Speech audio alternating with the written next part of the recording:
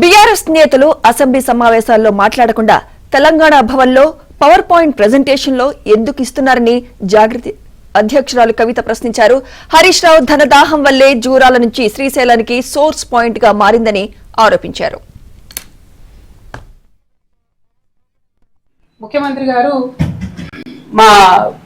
నేను గతంలో ఉన్న పార్టీలో ఒక గుంటనక్క గారు ఉంటారు, వారిని మీరందరూ హరీష్ రావు గారిని పిలుచుకుంటారు. ఆయనను చూసి నేనేదో మాట అన్నాడు, అనగానే నన్ను అంటవా నువ్వు అని చెప్పి అసెంబ్లీ మొత్తం వాయిదా వేసుకుని వెళ్ళిపోయాడు.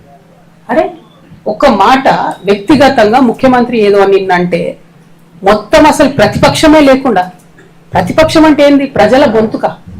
ప్రతిపక్షం అంటే ఏంది? అన్యాయం ఎట్లా జరుగుతుందని ప్రశ్నించేటటువంటి ఒక వాయిసే ప్రతిపక్షం. It is not a party, it is a big responsibility. దాన్ని వదిలేసి మొత్తం సభ 5 రోజులు ఎట్లా మీరు భయపడి చేసిపోతారు?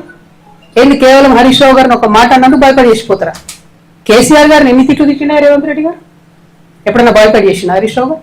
మొన్న ఈ గుంటనక్కకు డిప్యూటీ ఫ్లోర్ లీడర్ ఇవ్వగానే నేను చెప్పిన బీఆర్ఎస్ పార్టీని ఎవరు కూడా కాపాడలేరు అసెంబ్లీకి రాకపోతే అని. ఏం చేసిరు నిన్న?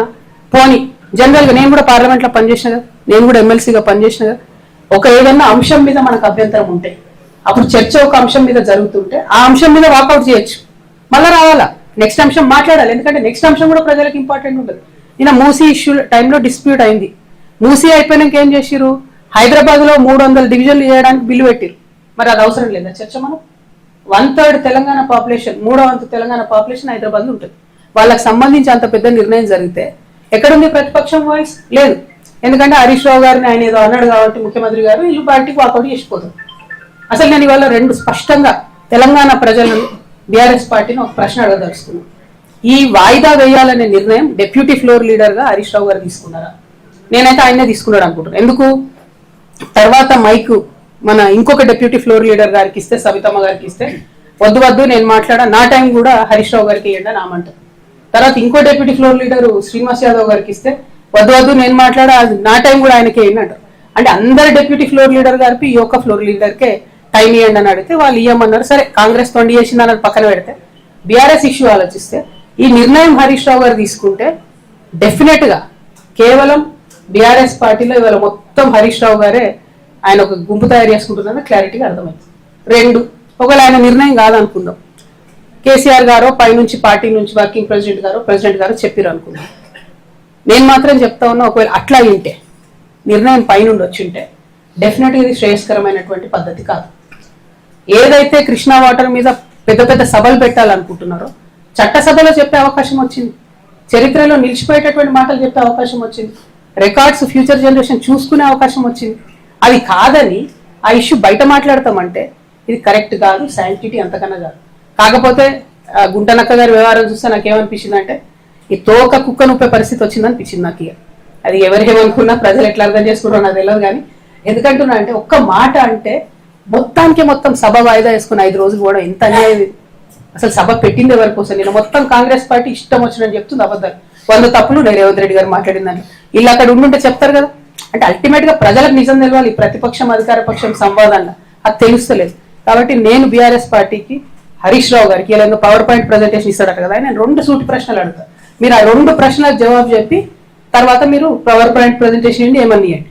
ఒకటి స్పష్టంగా అడుగుతా ఉన్నా నేను, కృష్ణా వాటర్ రివర్ మేనేజ్మెంట్ బోర్డులో తెలంగాణ తరఫున 2016లో హరీష్ రావు గారు ఇరిగేషన్ మంత్రిగా ఉన్నప్పుడు మన పంపకాలలో, కృష్ణా నది పంపకాలలో 3% శాతాన్ని తగ్గిస్తూ ఒప్పుకుంటూ ఆయన సంతకాలు పెట్టి, మామూలుగా ఆంధ్ర తెలంగాణ విడిపోయినప్పుడు ఏమైందంటే మనకు తెలంగాణకు 37%, ఆంధ్రాకు 63% కృష్ణా వాటర్ పంపకాలు జరగాలని ఒప్పందం అయింది. అది దేనికోసం అయింది ఒప్పందం? ఇది జాగ్రత్తగా వినాలి అందరూ కూడా. అప్పటికే కట్టి ఉన్న ప్రాజెక్టుల మీద, ఆల్రెడీ యూటిలైజ్ అవుతున్నటువంటి వాటర్ మీద, యాజ్ ఈజ్ వేరీజ్ అనే కండిషన్ మీద 37% తెలంగాణకు, 63% ఆంధ్రాకు నీటి పంపకాలు జరగాలని ఒప్పందం అయింది.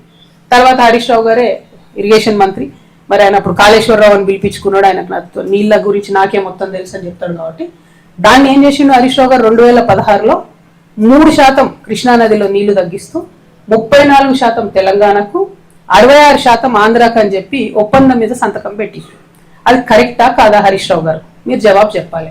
నా విఘ్నతకే వదిలేస్తున్నావు అంటే మాత్రం తెలంగాణ ప్రజలు కూడా వారి విఘ్నతను ప్రదర్శిస్తారు. అట్లా కాదు, ఇది కరెక్టా కాదా? ఇది ప్రెజెంటేషన్ లో మీరు ఆన్సర్ చెప్పి ప్రెజెంటేషన్ ఇచ్చుకోండి. రెండవది, అసలు జూరాల సోర్స్ పాయింట్ తీసి మీరు శ్రీశైలంకి ఎందుకు మార్చారు? మార్చడానికి కలిగినటువంటి సాంకేతిక కారణం ఏంది? ఆనాడు కేసీఆర్ గారు కూడా ప్రజెంటేషన్ ఇచ్చినప్పుడు పాకాల జూరాల ఒక లింక్ పెడతామని ఇంకోటి చాలా చెప్పారు. అవన్నీ జరగలేదు. 100 అనుకుంటాం, 100 కావు. పాలిటిక్స్ లో అయినా ప్రభుత్వంలో అయినా ఇంట్లో అయినా, అది మాకు కూడా తెలుసు. కానీ అల్టిమేట్గా ఇప్పుడు జరిగింది ఏంది? జూరాల నుండి శ్రీశైలంకి సోర్స్ పాయింట్ మారింది. ఎందుకోసం మారింది? నేను అలిగేషన్ చేస్తా ఉన్నా, కేవలం హరీష్ రావు గారి ధనదాహం కోసం మారింది. ఎక్కడైతే స్టార్టింగ్ లో ఎల్లూరు అనేటటువంటి పంప్ హౌస్ ఉంటుందో ఆ pump house open pump house ఉండే, దాన్ని అండర్ గ్రౌండ్ పంప్ హౌస్ చేయడంతో 1400 కోట్లకు ఎస్టిమేట్ పెరిగింది. దాంతో నష్టం ఏమైంది? ఆ పంప్ హౌస్ కింద ఉంటది, దాంట్లో ఒకటి వాటర్ పంపింగ్ కెపాసిటీ తగ్గింది, ఇంకోటి శ్రీశైలం డ్యామ్ లోంచి మనం తక్కువ లెవెల్లో తీసుకోవాల్సినటువంటి వాటర్ 30 మీటర్ల ఎత్తుకు పెరిగింది. అంటే నిండు ట్రైన్ తప్ప తీసుకోవడానికి ఉండదు, కింద లెవెల్లో తీసుకోవడానికి లేదు. అట్లా నష్టం. ఇంకోటి పంపింగ్ కెపాసిటీ నష్టం. మూడవది, అండర్ గ్రౌండ్ చేయడంతో అది వచ్చి కల్వకుర్తిలో ఉన్నటువంటి మోటార్లను కొడితే కల్వకుర్తి లిఫ్ట్ ఇరిగేషన్ ఇప్పటికి కూడా కేవలం 3 మోటార్లతోనే పనిచేస్తుంది. ఈ మొత్తం 10 ఏళ్లలో, తెలంగాణ వచ్చిన 10 ఏళ్లలో 3 మోటార్లతోనే కల్వకుర్తి పనిచేస్తే ఇరిగేషన్ మంత్రిగా ఆయన 5 ఏళ్ళు ఉంటే రిపేర్ కూడా ఏపీలో ఇప్పటి వరకు. సో ఎందుకోసం ఈ మాట చెప్తా ఉన్నా అంటే, ఈ 2 ప్రశ్నలకు సమాధానం చెప్పి హరీష్ రావు గారు పవర్ పాయింట్ ప్రెజెంటేషన్ పెట్టుకుంటారో ఏం పెట్టుకోని, కాకపోతే ఇది అసెంబ్లీలో చెప్పే అవకాశాన్ని వదిలిపెట్టి వచ్చి కూర్చొని పార్టీ ఆఫీస్ లో చెప్పడం అన్నది మాత్రం కేవలం ప్రజల్ని మభ్యపెట్టడం ఇది కరెక్ట్ కాదు.